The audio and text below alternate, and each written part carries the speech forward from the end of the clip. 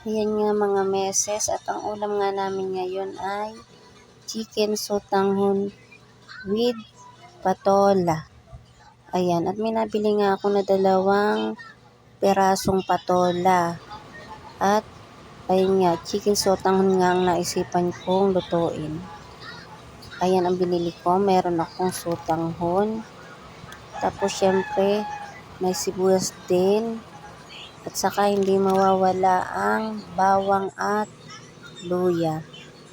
Ayan mga meses. At nai-ready ko na nga lahat ang aking mga sangkap. At kung mapapansin nga ninyo mga meses, ay yung aking kalan ay ibinaba ko na.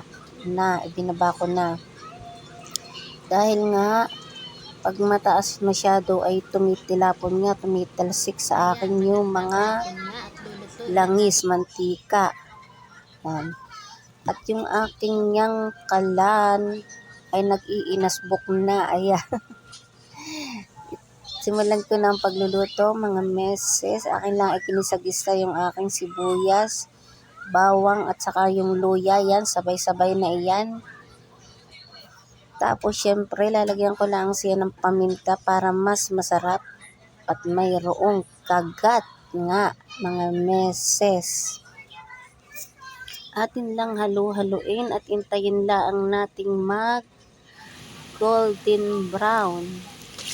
At pag yan golden brown na siya mga meses, ay ilagay na natin yung ating manok na hinimay-himay nga. Yung manok ko mga meses ay akin munang inilaga. Gawa ng para yung humiwalay na yung tubig niya sa kanyang karne. At hihintayin ko nga lang iyan na maprito ng kaunti. Siyempre, nilagyan ko na din yan ng asin para may lasa na. At ayan nga mga meses, medyo malabo-labo at umuusok-usok nga. At ayan nga, nasunog na nga yata. Paghihintay maging golden brown. Ayan. Ayan na nga, medyo okay na ako diyan. Kaya yung aking pinaglagaan na sabaw ay akin nang idadagdag mga meses para malasa ang ating chicken sotanghon. At naglagay na din ako ng mainit na tubig mga meses. Mainit na tubig talaga yung aking nilalagay pag nagluluto ako ng may sabaw para madali siyang kumulo. Naglagay din ako ng atswete para syempre maganda yung kulay ng aking chicken sotanghon. Medyo siya, kaakit-akit. Ayun. Kaakit-akit sa paningin ng aking mga sundalo at sila'y ganahan. Ganahan sa aking nilutong ulam ngayong gabi.